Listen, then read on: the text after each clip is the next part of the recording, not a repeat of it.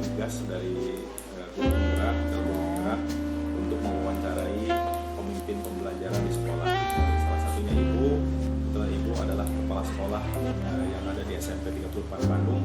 Maka ada beberapa pertanyaan yang saya akan ajukan kepada Ibu terkait dengan jadi keputusan apa yang akan Ibu sampaikan pada pertanyaan ini. Yang pertama begini Bu, selama ini bagaimana Ibu dapat mengidentifikasi kasus-kasus yang merupakan dilema etika atau rujukan moral? Sesuai pengalaman yang saya rasakan, dilema etika yang kita hadapi tentunya ada yang sejalan dengan regulasi sekolah, terkadang juga ada yang berbeda.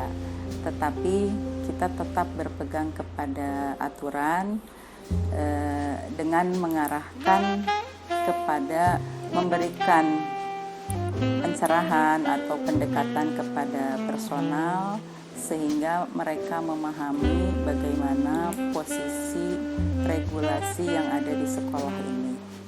Jadi seperti itu. Regulasi Bu ya. Jadi ketika mengidentifikasi kasus tersebut, kalau yang ini berdasarkan regulasi yang ada, gitu ya. Iya, betul. Baik, kita lanjutkan Ibu ke pertanyaan kedua. Selama ini bagaimana Ibu menjalankan pengambilan keputusan di sekolah Ibu, terutama untuk kasus-kasus di mana ada dua kepentingan yang sama-sama benar atau sama-sama mengandung nilai kebajikan? Nah, ini memang menjadi sangat dilema kalau sudah menjadi ada kejadian seperti ini, karena kita harus melihat berbagai aspek, ya, apa latar belakangnya dan mengapa seperti itu, sehingga kita berembuk cari solusi bersama-sama secara kekeluargaan dengan tentunya tidak mengesampingkan dari etika itu sendiri. Nah, biasanya dengan bermusyawarah di antara kedua belah pihak, kita cari solusi sama-sama, insya Allah permasalahan tersebut bisa terselesaikan dengan masing-masing saling menyadari. Terima kasih ya. Jadi Ibu ketika mengambil keputusan dengan cara berkolaborasi ya, gitu ya, kerjasama sehingga kita dapat menemukan solusinya. Betul. Oke, baik. Untuk berikutnya Bu, langkah-langkah atau prosedur seperti apa yang biasa Ibu lakukan selama ini? Prosedur ketika menyelesaikan masalah tadi. Ya, kita lihat dulu permasalahannya, kemudian kalau ada terjadi di antara dua belah pihak, nah, diajak ngobrol atau komunikasi dengan dua pihak tersebut masing-masing, tidak dipertemukan terlebih dahulu. Kemudian langkah-langkahnya apa sih yang mereka inginkan gitu. Nah, dari masing-masing itu apa yang mereka inginkan. Kemudian kita cari solusi dulu per personal, kemudian kita pertemukan, diskusikan sama-sama. Seperti itu biasanya ada titik temu dan mereka pada akhirnya ya saling menyadari. Cari dulu permasalahannya dari tiap-tiap komponen. Betul. Seperti itu jadi dicari benang merahnya nanti ketemu Ibu ya. Betul. Baik, pertanyaan berikutnya Ibu, hal-hal apa saja yang selama ini Ibu anggap efektif dalam pengambilan keputusan pada kasus-kasus dilema etika? Yang lebih efektif adalah dengan cara pendekatan personal, ya. Kemudian mempelajari apa latar belakang mereka, ya. Sehingga dengan tahu latar belakang mereka, kemudian dengan pendekatan personal, kemudian juga secara kekeluargaan, itu akan lebih efektif dibandingkan dengan kita tidak mengetahui terlebih dahulu latar belakangnya, gitu ya. Sehingga kalau seperti itu, permasalahannya ada di dalam keluarga misalnya. Nah, jadi kita juga menyelesaikannya akan lebih mudah, tahu permasalahannya, sehingga pendekatannya juga akan lebih enak, lebih personal gitu. Jadi secara pendekatan secara personal itu akan lebih efektif dibandingkan dengan secara kelompok biasanya seperti itu kalau untuk permasalahan seperti itu. Baik Ibu, terima kasih. Berikutnya, ini pertanyaan berikutnya Bu, apakah atau hal-hal apa saja yang selama ini menjadi tantangan Bu? Tantangan dalam pengambilan keputusan pada kasus dilema etika tadi. Yang menjadi tantangannya Bu? Yang menjadi tantangannya adalah apabila dilema etika itu bertentangan dengan regulasi yang ada. Nah, itu memang menjadi beban yang cukup berat. Efeknya itu tetap akan kepada organisasi sekolah gitu ya. Dan juga kepada diri saya sendiri nantinya. Nah, itu betul. Jadi kita harus hati-hati dalam mengambil suatu keputusan apabila memang hal tersebut memang bertolak belakang ya, bukan bertentangan, bertolak belakang antara regulasi dengan kepentingan moral tersebut. Berikutnya, apakah Ibu memiliki sebuah jadwal tertentu atau sebuah jadwal ya, dijadwalkan gitu ya dalam sebuah penyelesaian kasus dilema etika? Apakah Ibu langsung menyelesaikan di tempat atau memiliki sebuah jadwal khusus untuk menyelesaikan, atau prosedurnya seperti apa yang dijalankan? Kalau jadwal secara khusus tidak ada, karena kan permasalahan itu timbulnya tidak setiap waktu gitu ya. Nah, kalaupun ada permasalahan, jadi bisa kalau ringan permasalahannya bisa langsung diselesaikan di tempat. Tetapi kalau permasalahannya memang membutuhkan misalkan diskusi dengan manajemen sekolah, dengan stakeholder atau dengan komite sekolah, itu kita buatkan jadwal secara khusus. Tergantung kasusnya Bu ya. Betul, tergantung kasus yang dihadapinya. Kalau kasusnya mungkin ringan, mungkin bisa diselesaikan Ya. Kalau sekiranya ini mungkin Ibu menyampaikan ada harus Berembuk dulu seperti apa. Wakasek Betul. dengan pihak manajemen Ya, sekolah. dengan stakeholder Ya, yang lain. terima kasih Ibu. Berikutnya, adakah seseorang atau faktor-faktor apa yang selama ini mempermudah atau membantu Ibu dalam pengambilan keputusan kasus dilema tadi? Ada nggak yang membantu ya, Ibu atau mempermudah Ibu, atau faktor apa saja yang bisa mempermudah Ibu melakukan itu? Tentunya untuk mempermudah melakukan dilema etika ini, tentunya salah satunya adalah dukungan dari warga sekolah ya. Dari baik manajemen sekolah, komite sekolah ataupun stakeholder ya. Nah, dan juga tentunya dukungan dari keluarga, tak lupa juga dengan doa biasanya ya. Dengan doa biasanya ada suatu ketenangan, dimudahkan untuk diberikan penyelesaian bagaimana baiknya. Gitu ya, jadi semua harus memerlukan dukungan semua ya. Oke, baik Ibu, yang terakhir ini ya, dari semua yang telah disampaikan tadi oleh Ibu, kira-kira pembelajaran seperti apa atau pembelajaran apa yang dipetik dari pengalaman Ibu ketika mengambil keputusan dilema etika? Pembelajaran yang dapat kita petik, yang dapat saya sendiri petik adalah kuncinya adalah satu, kita harus pandai mengolah hati, dan satu lagi tentunya dengan banyak berdoa, bersyukur. Itu adalah intinya. Kalau kita pandai mengolah hati, insya Allah segala sesuatu tidak diselesaikan secara emosi. Hati Bu ya. Betul, dengan hati. Permasalahan harus kalau bahasa sudah mengarahkan hati sorangan gitu ya. Membaca hati. Ya, luar biasa Ibu, apa yang disampaikan Ibu, ya mudah-mudahan ini jadi pengalaman buat saya ya, dengan jawaban-jawaban ini dari Ibu, membuat jadi pengalaman saya untuk pembelajaran ke depan di CGP ini. Mudah-mudahan Pak Wawan bisa lebih baik lagi. Amin. Terima kasih Ibu, itu saja yang saya tanyakan ke Ibu. Terima kasih atas waktunya Ibu. Mudah-mudahan sehat. Amin, Saya amin. juga doakan lancar Ya, Ibu. Ya. sukses selalu ya. Oke, siap. Terima kasih Ibu. Itu saja wawancara saya dengan Ibu Kepala Sekolah SMP 34 Bandung seputar dilema etika dengan guru Kamala. Terima kasih. Assalamualaikum warahmatullahi wabarakatuh. Waalaikumsalam warahmatullahi wabarakatuh.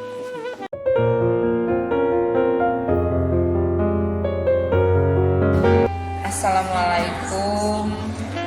Bapak punten nyungken izin mau mewawancarai Bapak terkait kebijakan-kebijakan yang selama ini Bapak ambil sebagai seorang kepala sekolah.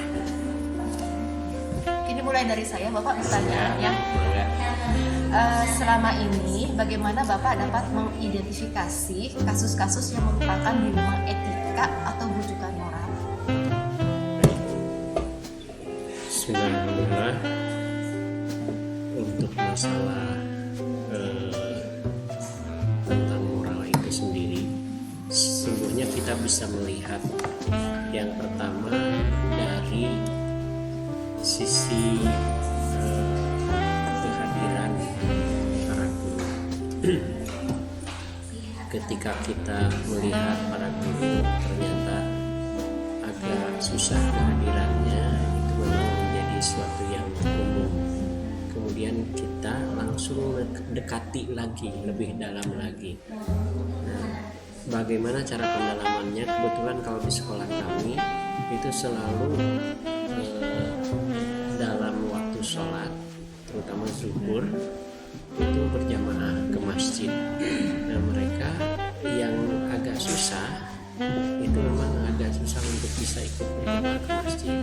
Nah, ketika susah datang ke masjid berjamaah, kami ngobrolnya ya ngobrol ringan, apa yang menjadi permasalahan, dan ternyata banyak sekali, mulai dari keluarga sampai urusan pribadi. Itu yang menjadi standarnya. Dari sana bisa terdapat apa yang menjadi permasalahan spesifik dari urusan moral ini. Gitu ya.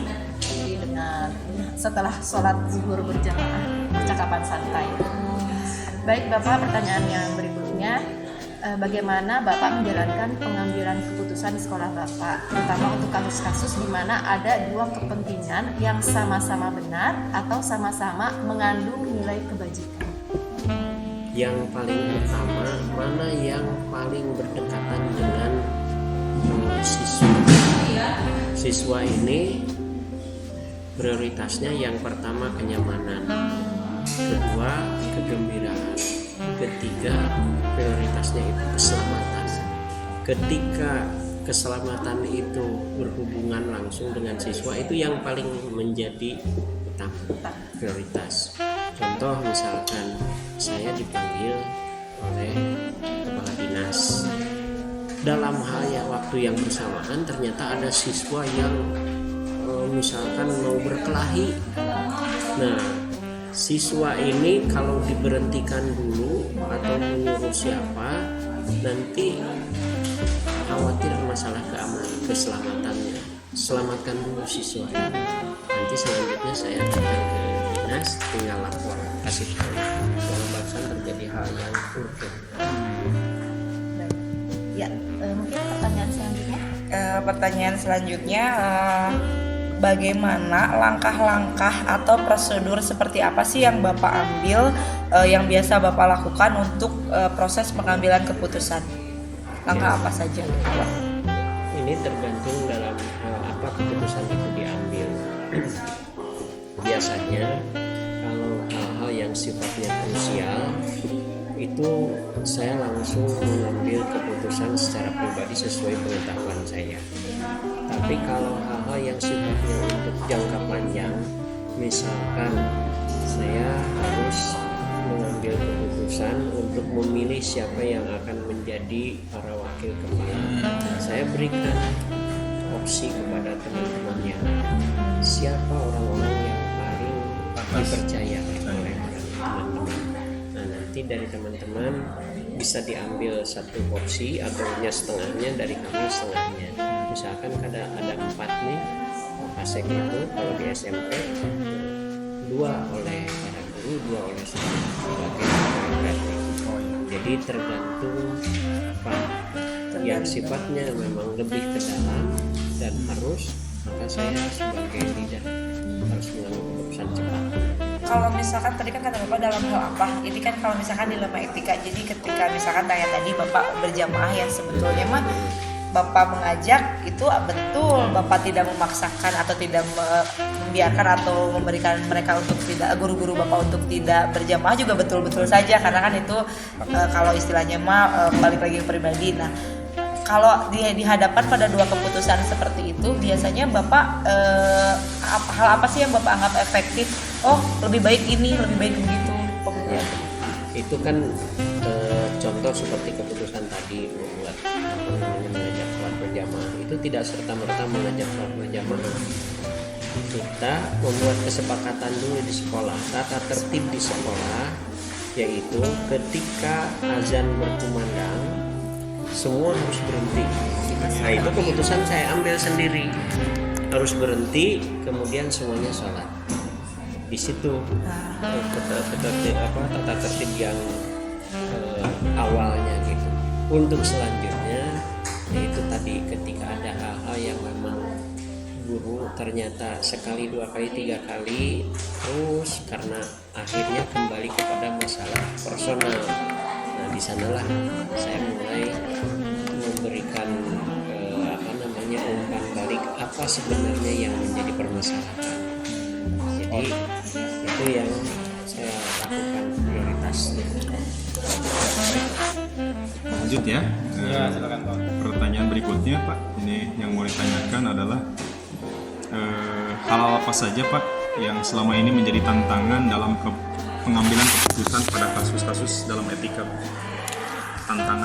Tantangannya itu adalah ketika keputusan tersebut berkenaan dengan masalah personal yang sifatnya akan memberatkan baik guru ataupun siapapun. Nah, ini harus bisa kita lakukan konsisten serta reliable, artinya kepada siapapun dimanapun harus sama, bahkan terhadap diri sendiri saya harus sama. Contoh misalkan tentang kehadiran siapapun, maka kehadiran itu harus sama, karena urusannya urusan dinas pendidikan. Siap, bagus. Ya, aturan Pak ya yang harus ditegakkan, berarti harus sama ya Pak ya ininya perlakuannya. Terus pertanyaan berikutnya Pak, ketika memberikan tantangan seperti tadi, kira-kira ada jadwal tertentu nggak Pak ketika menyelesaikan permasalahan tadi? Apakah tempatnya, waktunya? Ya, yang paling utama saya punya jadwal bulanan, yaitu rapat dinas. Oh iya. Selain rapat dinas, saya mempunyai jadwal pekanan, tetapi informal. Jadwal pekanan ini lebih kepada menggugah antara personal. Melalui Zoom kami suka bertemu setiap Jumat malam pada Isya. Di sana kami ngobrol apapun, tapi lebih diniatkan untuk perbaikan bersama. Jadi memang sudah ada jadwal tertentu ya Pak, kayak peningkatan kebersamaannya gitu. Begitu. Berarti prosedurnya atau bentuknya seperti itu Pak ya? Kalau saya Oke, siap. Mangga Pak Rik. Ya, berikutnya Pak, beberapa usaha atau upaya yang mungkin tadi sudah sudah dilakukan, bahkan ada yang efektif, bahkan ada strategi yang Ya, menurut prosedurnya. kita ya bagus ya, bisa dicoba lah ya. Ya. Nah, berikutnya Pak, adakah seseorang atau faktor-faktor apa saja yang selama ini bisa mempermudah atau membantu Bapak dalam pengambilan keputusan dalam kasus-kasus dilema etika? untuk masalah dilema etika yang paling utama, yang paling mempermudah adalah saya sendiri yang harus membuat contoh. Ya. Ini akan mempermudah ketika ada di kasus dilema dalam hal etika, kemudian saya tidak sesuai atau tidak terkena, itu kami akan dengan mudah untuk memberikan masukan. Lain halnya ketika seseorang mengambil keputusan ternyata dirinya pun seperti apa yang diputuskan, artinya melanggarnya ini sendiri, itu yang akan mempersulit. Nah, saya berusaha agar tidak masuk dalam ranah-ranah yang mempersulit diri, yaitu dengan melanggar aturan-aturan, terutama masalah keteladanan dan moral. Itu yang menjadi perhatian. Begitu. Ada komitmen lah ya di sana berarti Ya. sudah terbentuk. Nah berikutnya Pak, dari semua hal yang telah disampaikan, pembelajaran apa yang dapat kita petik sebagai pengalaman dari pengambilan keputusan dilema etika ini Pak? Jadi pengambilan keputusan dilema etika itu, yang pertama kita harus berpikir bahwa kita dalam satu sistem itu adalah tubuh. Ketika sakit salah satu tubuh, maka semua harus merasakan. Artinya ketika ada salah seorang di antara kita, di antara orang satu lembaga, saya kita yang terkena masalah dilema dalam hal etika, itu seolah-olah saya yang merasa seperti itu.